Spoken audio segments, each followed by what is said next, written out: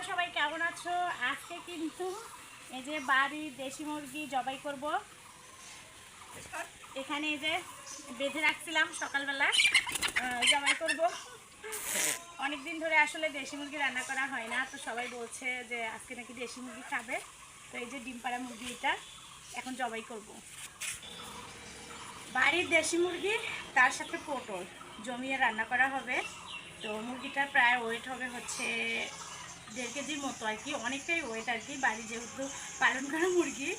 তো এখন হচ্ছে আমি মুরগিটা জবাই করে নেবো, আর এই যে পটল দিয়ে রান্না করব। মুরগি জবাই করাও শেষ, আমি হচ্ছে ধুয়ে নিচ্ছি। আর মুরগিটা যেহেতু বাড়ির লালন পালন করা মুরগি, এত তেল হয়েছে। আর আমরা হচ্ছে মুরগির তেলগুলো খাই না, মানে আমাদের কাছে আসলে কেমন জানি একটা লাগে। তো অনেকেই দেখি তেলগুলো খায়, তো আমি আবার হচ্ছে মুরগিটা বেছে নেওয়ার সময় তেলগুলো হচ্ছে ফেলাই দিচ্ছি। ঠিক আছে, প্রচুর তেল ছিল মুরগিটাতে, বুঝছো? এত তেল হয়েছে কেন? অনেক পুরানা মুরগি তো, ওই কারণে তেল হয়ে গেছে। চাল খায়, চাল খাইলে মুরগি আবার ডিম পাড়া মুরগি। হ্যাঁ, আমি জবাই করতাম না, খালি তোমার জন্য জবাই করা হলো। এখন হচ্ছে পটল আর কি কেটে নিচ্ছি, মাংসগুলো ধুয়ে পরিষ্কার করে নিয়ে আসলাম। আর এই যে এরকম করে পটলটা দেবো, একটু গাগুলো কেচে নিচ্ছি। আগে পটলগুলো তো ভাজতে হবে, তো এই জন্য পটলগুলো এদিকে ছিলে নিচ্ছি। আলু পটল কাটা শেষ, আমি এখন এগুলো হচ্ছে সবগুলো ভেজে নেবো। আজকে কিন্তু রসুনটা একটু হালকা ভেজে নেব।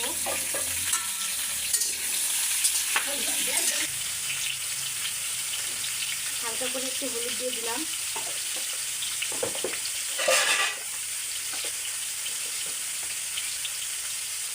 হালকা করে একটু লবণ দিয়ে দিলাম।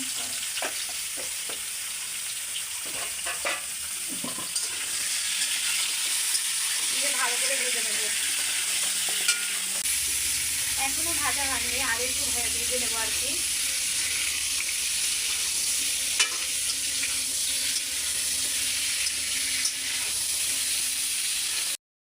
আমার আলু পটলগুলো ভাজা হয়ে গেছে রসুন সহ। রসুনগুলো আগে তুলে নিয়েছি, রসুনটা একটু আদা ভাজা করে নিয়েছি।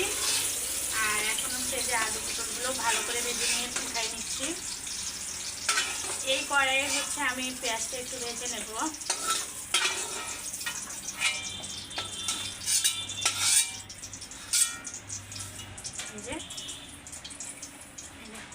ভাজা এখন হচ্ছে পেঁয়াজগুলো ভেজে নিচ্ছি। পেঁয়াজটা একটু বেশি দিয়েছি, কারণ পটলের তরকারি যত ভালো করে রান্না করেন না কেন একটু হালকা হালকা মানে সেলটা সেলটা লাগে, তো এই জন্য হচ্ছে আমি একটু পেঁয়াজটা বেশি করে দিয়েছি। এখানে কয়েকটা শুকনো মরিচ দিয়ে দিলাম, আর শুকনো মরিচটা দিলাম এই কারণে একটা সুন্দর ফ্লেভার আসবে। সব ধরনের বাটা মশলাগুলো দিয়ে দিলাম। এরপরে হচ্ছে যে হলুদের গুঁড়া দিয়ে দিলাম। আর শুকনো মরিচের গুঁড়া দিয়ে আজকে রান্না করবো না, কাঁচা মরিচের গুঁড়া দিয়ে রান্না করব। এই যে এটা কিন্তু কাঁচা মরিচের গুঁড়া, সেটা দিয়ে রান্না করছি আজকে। মানে মুরগির মাংসটা একদম অন্যরকমভাবে রান্না করব। লবণ দিতে তো ভুলে গেছো। আমি তো প্রায় প্রায় লবণের কথা ভুলেই যাই। হ্যাঁ, আমাকে মনে করে বলে দিতে হয় যে লবণ দাও। হ্যাঁ, সেটাই তো। একটু হালকা পানি দিতে হবে, মশলাটা কষিয়ে নেওয়ার জন্য একটু হালকা পানি দিয়ে দিয়েছি। আমার কাছে মনে হচ্ছে একটু তেলটা কম হয়েছে, তো আমি আর একটু তেল দিয়ে নেব।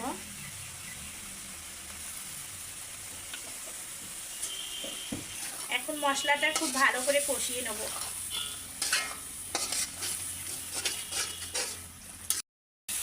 আমি এখন হচ্ছে মাংসগুলো দিয়ে দেবো। মশলাটা খুব ভালো করে কষিয়ে নিয়েছি, তো এই যে মাংসগুলো দিয়ে দিচ্ছি। আমি কিন্তু হচ্ছে মুরগির যে পা পাশা সেটাও আজকে মানে দেশি মুরগির তো এর মধ্যেই দিয়ে দিচ্ছি, দিয়ে আর কি রান্না করে নিচ্ছি।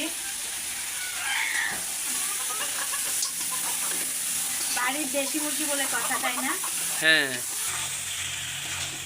এদিকে এই যে মুরগির মাংসগুলো দেওয়া হয়ে গেছে, এখন ভালোভাবে কষিয়ে নিচ্ছি।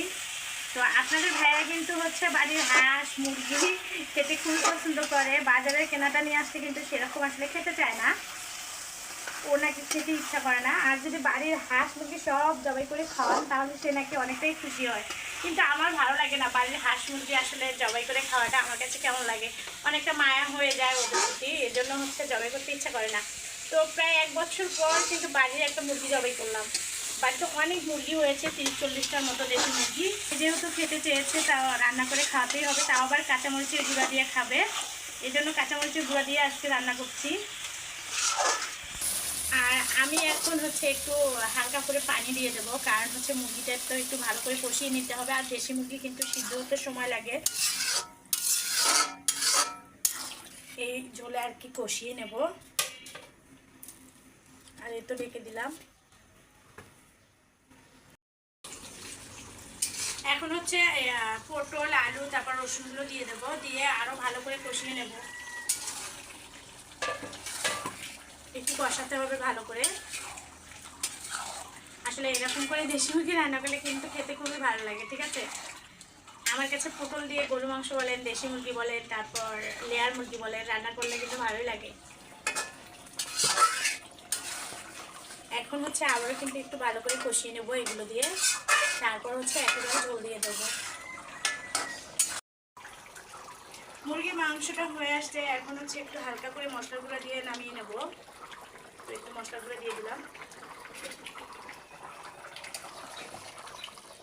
আর এরকম একটু ঝোল রাখবো, যেহেতু পটল আছে, আলু আছে, এরকম একটু ঝোল ঝোল নামাতে হবে। রান্নাটা কিন্তু আমার হয়ে গেছে। তো আজকে শুধু এটাই রান্না করলাম। সবাই ভালো থাকবেন, সুস্থ থাকবেন। আল্লাহ হাফেজ।